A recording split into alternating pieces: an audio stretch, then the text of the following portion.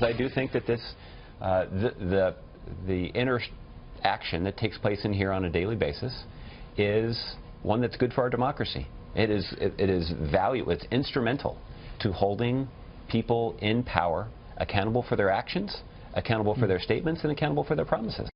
That's a man you probably know, President Obama's spokesman Josh Earnest, on the potential changes to the White House press corps. There has been some talk President-elect Donald Trump could scrap the traditional daily White House briefing. In fact, it's been 122 days since Mr. Trump has held a formal news conference. That's the kind of thing he once criticized his opponents for doing. Last night, he did hold a 30-minute off-the-record chat with the press pool inside his Mar-a-Lago mansion in Palm Beach. For more on all of this, we're joined by Rich Lowry, editor of the National Review magazine and a Fox News contributor. Juan Williams, you also know, Fox News political analyst and co-host of The Five. There are pictures that were tweeted out from this Mar-a-Lago party, and some of the press is already taking heat from palling around with the president-elect, all, you know, smiley face and so forth in these pictures. What do you think about that? Anything wrong with that?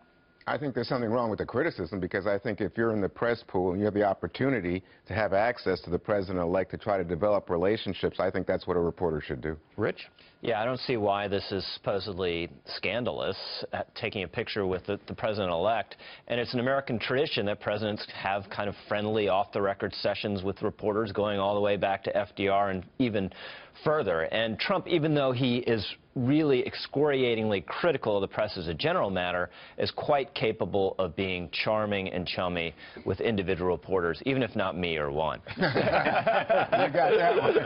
There is talk about him, you know, canceling the presidential daily briefing, maybe, you know, moving some of the press corps out of the seats that they have held in the White House briefing room for a long time. What do you make of all that? Is it overdue, or is it, you know, much ado about nothing? No, I find this troubling because now Reince Priebus, who is going to be the chief of staff, I think he told Hugh Hewitt that he considered the daily briefing to be sort of mundane. It doesn't always make news, and he thinks that really what we should be doing in the White House is the president should have occasions that are news-making, where news is broken.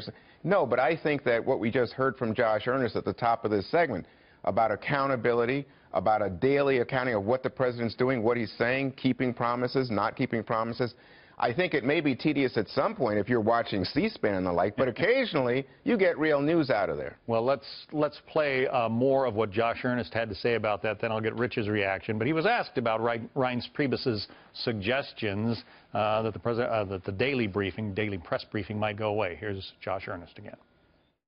The White House press corps has worked among yourselves to organize the seating arrangements in this room, and I certainly would recommend to the incoming administration that they collect and familiarize themselves with some basic facts as they consider what sort of policies to implement moving forward.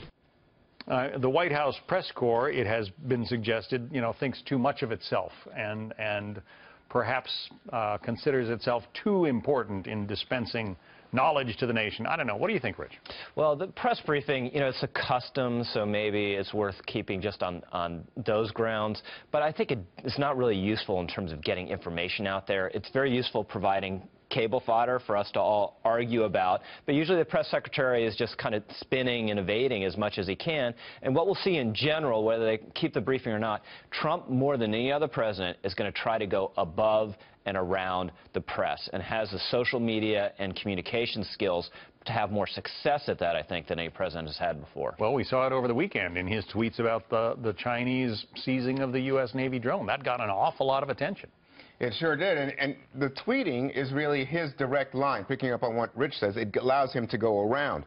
But, you know, my concern, and the reason I think it's valuable, is that you have to have accountability. And I think that as he goes around, he's not holding himself accountable. It's hard for the average American to do so. And I think that's where reporters play an instrumental and key role. I mean, when, you know, you look at the conflict of interest potential with the Trump administration, with his finances, when reporters get busy and start probing there, I can imagine that Trump will be tweeting, ignore them, or why don't we have some investigations into leaks around here, who's talking to these people? that becomes highly contentious, and I think it's important that there be a touchstone of a place where reporters can go to get a response from the administration. And what about his lack of a press conference? He hasn't had one in, what, 4 months? A little better than that? I was very critical of Hillary on the score, and I'm critical of Trump. I do think this, when Juan refers to a touchstone, this is a very important one, to have the president on some regular basis, not every week, but available for the press. And I don't think he's something that he should fear. He is completely fearless in these settings. Maybe people around him and some of his aides don't want him to do it, but I think it's something that an opportunity he should welcome. It could be a lot more entertaining than those that we've seen heretofore. All right. Rich Lowry, Juan Williams, thank you both. Thanks, John.